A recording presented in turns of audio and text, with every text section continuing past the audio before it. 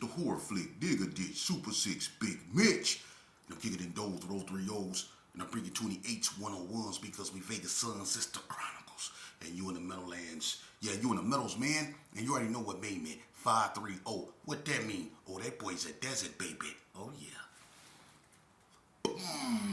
Hubba Dub, Scrub, 22-inch gold Dana Danes, and Big Bolo Yang. I can never sit on my glaze. Welcome to Vegas Chronicles with the whole Super 6, Mr.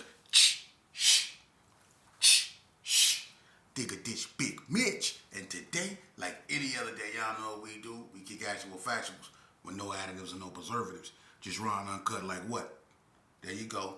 There you go. Like summer sausages and crackers. You already know. Shout out to everybody that's been rocking with your boy. Shout out to everybody that's been supporting my platform, man.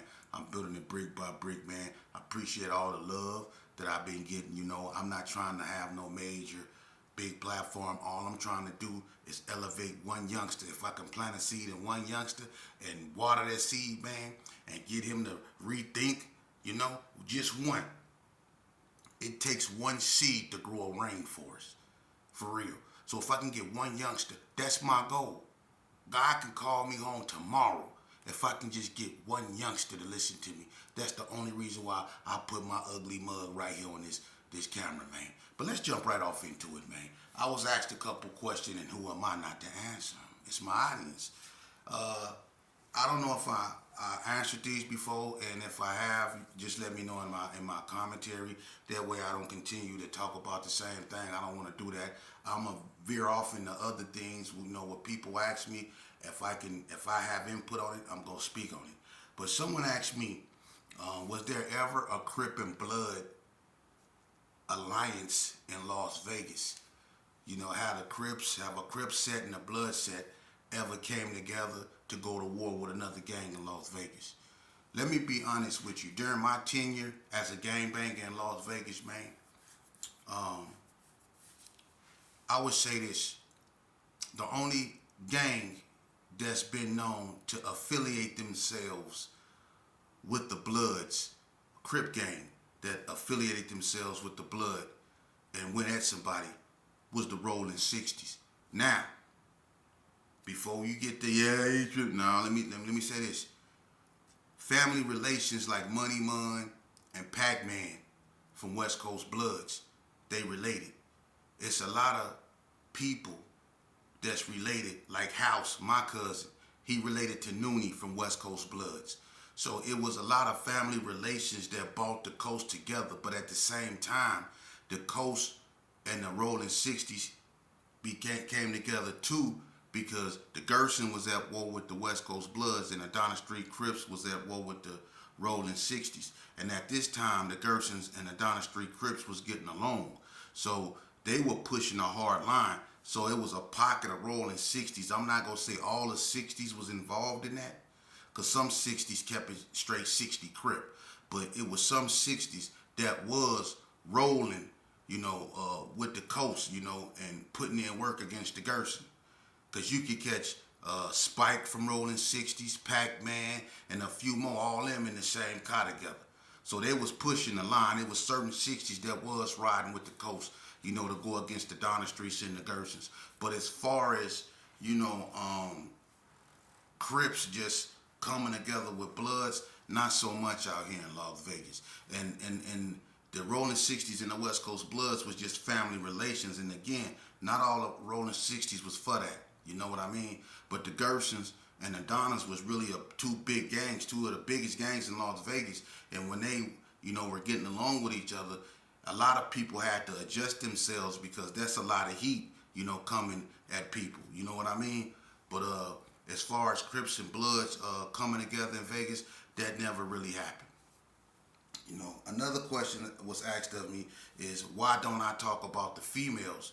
I do speak about the females. Someone wanted to know which gang had the toughest females. I did videos on that, you know, and I got so many videos, I don't understand why people just don't go back and look at the videos and see. But what I can do is I can speak up on it a little bit, you know, as far as the females go. And trust and believe, I don't fight females.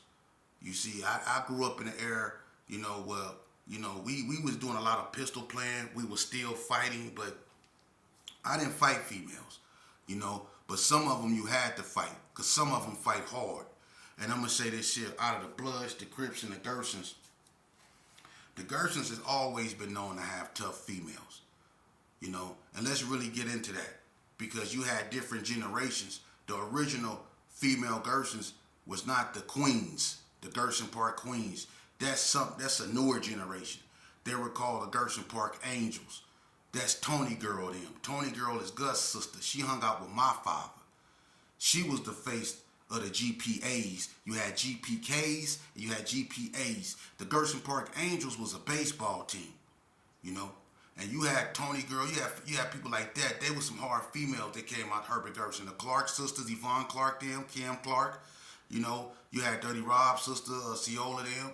You know, you had Booger Bell's sister. You know, you had the Howes, the Washingtons. You had some tough females.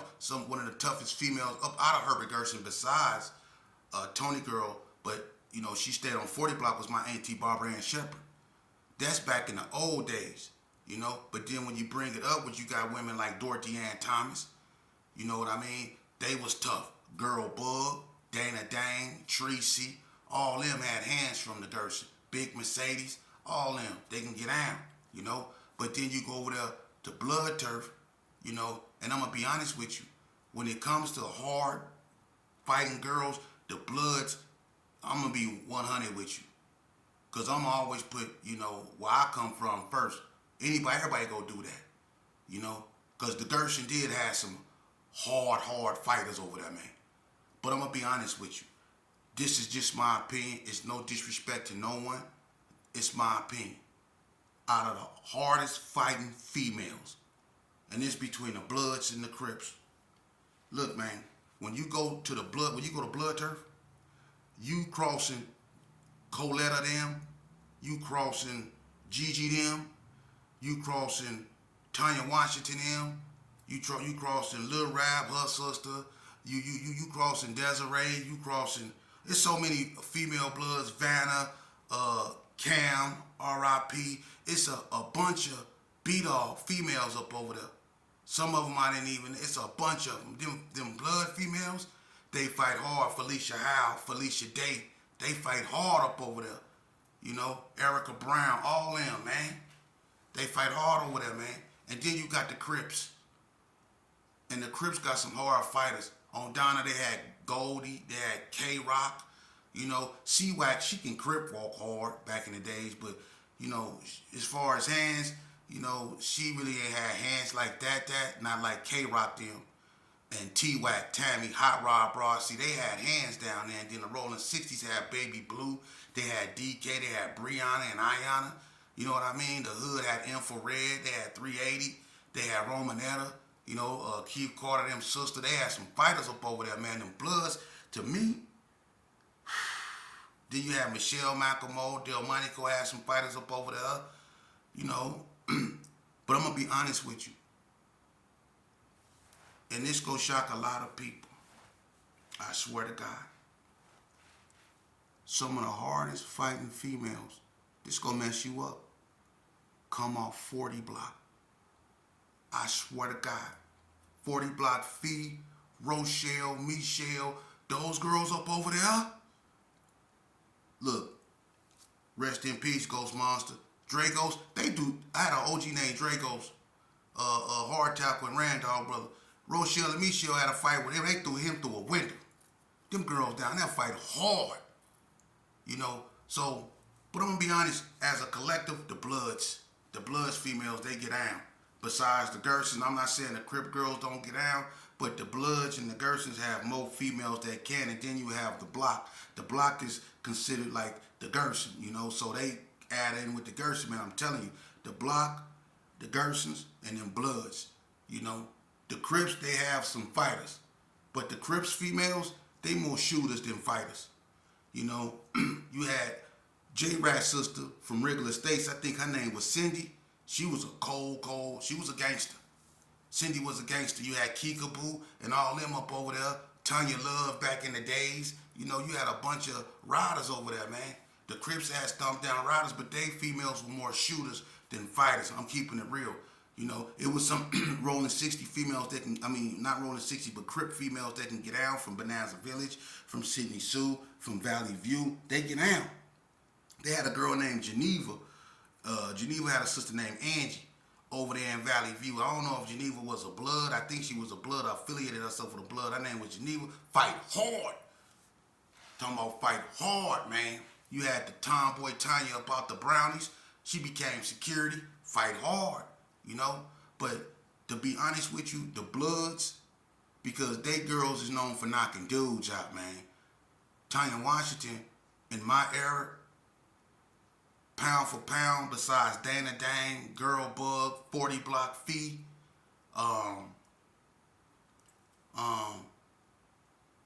Dorothy Ann, you had Nika, Kim Meeks. Man, they got down, man. They got down. But them Bloods, you got to put them 1, 2. You know what I mean? 1 or 2. Them Gerson females, 1 or 2. You know, I'm going to put them at 1. But them females, they fight hard. And I'm going to keep it real with you. What people don't talk about, some of the females out here was harder than the dudes, man. There was some females out here that pushed the line harder than some of these cats out here. I'm talking about when it came to jacking and all that, man. Putting in work, keeping their mouth shut, all that, man. I swear to God, it was some females out here that was with the function, man. For real. And they don't get no recognition or nothing, you know. But it was some females out here with the function. You know, somebody, and you know, they were kind of being disrespectful. They say that they roll through Vegas, that they don't see nothing dangerous about it. People always, when it come to our state, one thing, you know, I don't want to get on here and do is bask in ignorance. What you rolling, when you roll around here, what you looking at is remnants of what's been left behind. We tore Vegas up, man. If only you knew. Not just with my era. After the truce of 9-2, because before the truce of 9-2, things was bad. Things was bad. But there were no such thing as Northtown versus Westside. There were no cliques. There wasn't that much inner turmoil before 92. Think about it. Everybody took losses, but not like that. After 92, everything got out of hand. Friends became foes. People really had hatred toward one another, and they really let it out. You know? Shades got shot up. Look, when Shades got shot up, when the NTG shot up Shades, I don't think no club was ever shot up in that magnitude. 84 rounds. They let off 84 rounds at their club. They lit it up. That's what started happening in the Vegas. Drive-by shootings, when they was going into Gerson, they was letting off 64 rounds, 74 rounds. They knocked down all the base heads in the Gerson because they was the only ones stupid enough to hang out. That's how dangerous it was. You couldn't walk down Comstock. You couldn't walk down J Street. 8th Street was off limits. Washington was hot. All the streets, you had the Wax Circle and Gearing. It was turned up. They shot the helicopter light out. Then you had the Mad Circle, Haney Circle. That's Web Dog and them. They over there out their mind. Everything was to the left. The 50s, you had Munn and Van over there, jacking eyes this big. Everybody on one. Everybody on one. You know? And then after that, you know, the click banging from the wicked style players and all that stuff started to show its face. And people started click banging. Then people started going to all out war, whether it was Donna Street versus the Gersons, the ABMs versus the Gersons, Donna Street versus the Pyrus, you know what I mean? Or the NTGs versus the Gersons. You know, it just went all out. And then you had Westside versus Northtown. Everything just went ham. Then you had the Bloods and the Gersons versus Backstreet. You see? And in between that and all that carnage, you had Donna Street up at the Silver Nugget getting into it with the Cali boys. It was shootings all on camera at the Silver Nugget behind Donna Street and the Cali boys. So this is the carnage that started going on in Vegas, man. Wasn't no clubs safe. The Runway 21, you had the incident with Lil Ezak. You know, Ocean got shot in the foot. Then Lil Suge, you know, my cousin, was unalived up there. You know, the Heritage seen so many unalivings. Club 30-something, out of bounds. Patty G's. It was turned up out here, man. Wasn't nothing safe. So when people rolling around here and they look and they see the remnants of what's left, be glad you can roll around, because it was a time when people couldn't go in certain areas. You wouldn't dare go in certain areas. It was a certain time when people wouldn't dare go down Donna Street. You wouldn't dare go over there in the hood. You wouldn't dare come into Gerson. You wouldn't dare go on a block. It was certain places you wouldn't dare go. Now you can go now, and people do this like Vegas soft. No, Vegas was too small to be that big, man, and it wiped itself out. And then the click bangers came, the squad in the wood. And let me tell you something about them. They brought a whole nother level of banging to the foray. Because the way we was knocking each other down, it didn't get no worse than the Gersons versus the 60s or the Gersons versus the NTGs. It didn't get no worse than that. Or the White Street versus Donna. It didn't get no worse than that. But when these youngsters started click banging, man, come on, man. That's when, like, say for instance, like Doolittle. As much as we used to be into it, when the drill teams came up to Doolittle, everybody remember when the Bloods chased everybody up out of Doolittle?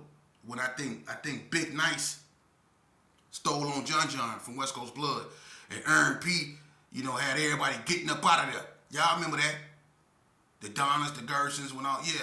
See, but did nobody get popped? Did nobody lose their life? These youngsters, they lit up the strip. They were the first ones to do it. They lit up the strip, the boy from the wood. Not the wood, the squad. He was on America's Most Wanted. They shot up the strip. These youngsters did that before the Omari Harrisons started doing that. These youngsters was on that. These youngsters was the ones shot up the Martin Luther King parade, the Wax. It was these youngsters, and the Wax is not a clique, but they young. It was the whole process of banging started to turn. It started to get horrible. And when Bone came to Valley, that was all over the news. When Lil Fade picked up the microphone stand and swung it in the crowd, bust the girl head up, they was tripping out there, man. They was tripping, bruh. It was going down, man. So to say Vegas is not a bad place, that's good. Because we don't want to send mamas to no more funerals, man. We don't want to do that. We want our children to live. We want our children to have a chance at something we didn't give ourselves. A chance to succeed. We were so engulfed in self-hatred. We were so caught up with the Easy-E era, so caught up with being rebellious, doing what we want to, not taking responsibility for our actions. And things got so out of hand. And it's sad because the same thing that brought us together tore us apart. The same thing that brought us together tore us apart. Think about that. And it don't matter where you from. The same thing that brought y'all together brought y'all apart. Tore y'all apart. Think about it. What brought y'all together? Huh? This where we from. The Gerson. This where we from. We found it. Can't nobody come over here. If you're not from over here, don't come over here. Somebody do something to you, I do something to them. What's yours is mine. Let me get half that, homie. K-Love. Remember that? See, that's what brought us together. And that same thing that brought us together. Remember we used to say, let me get half that. What's mine is yours. No, it wasn't like that no more. You see? People wasn't sharing. People started bubbling and wasn't looking out for other people. They started clicking off to the haves and the have-nots. And the ones that wasn't having nothing, they was the ones putting in work. They was the ones keeping the name for the neighborhood. And the ones that was having it, they wasn't caring about that. They was living off the reps. The broke dudes was doing, putting out there. And they were just rolling around with their Jerry curls and their whips, keeping their cars clean. They ain't never shot their pistol, didn't have to. Because they wasn't in that. The ones that was walking around with $20 in their pocket, with blunt burns on their dickies, barely had enough money to get a curl. They the ones was putting in work, in the work. And that's what broke the set, up. That's where the friction started. because the have-nots start looking at the ones having it kind of crazy. You see? That's what all revolve around, man. Jealousy and envy. If you really was gang banging and you ain't never been snaked by your homeboy, you ain't never been in no gang. I'm telling you. Because the majority of people that join gangs, the ones that survive this, we sit back and we say to ourselves all the time, I can't believe I put myself through that. You end up with bitter emotions. You end up with bitter thoughts, regrets, wishing you never messed with this person, wishing you never met this person. You know how many people in prison feeling that way because they kept their mouth shut? Think about that. This is what you signed up for, youngster. This is what you signed up for. If your homeboy go put in some work, right, you can get in the car with him. And you don't know nothing about them putting in some work, but they into it with somebody and they ain't just told you nothing. You just with them because they the homies. Well, just for hypothetically speaking, they run into the person they looking for, right? You in the car. You ain't got nothing to do with nothing. You don't know nothing about nothing. Something go down. A shooting happen, right? They knock down somebody, right? They give you the pistol, tell you to get rid of the pistol.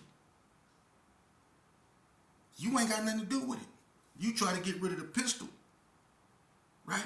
You get caught with it before you can get rid of it. Now, you was taught that silence is golden.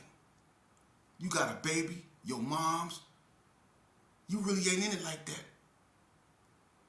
You got a nice job. You got a baby that depend on you. But you also just got caught with a pistol that was involved in a you know what. Now the police asking you strange questions. And you refusing to answer them because you was taught that silence is golden. So you keeping your mouth shut. So they put that case on you. Now you going to court thinking, I know my homeboys ain't gonna let me go out like that. The one that did it, he go turn himself in because he know I didn't do it. I ain't gonna tell him though. So you go ride that whole thing out to trial. You'll keep your mouth shut, right? Even though you know you didn't do it. Then they convict you of it. They give you life without. And that same homeboy that was supposed to show up, he ain't show up. He's still living his best life. But you kept it real. You shut your mouth up. You shut up and you went to prison for something you didn't do.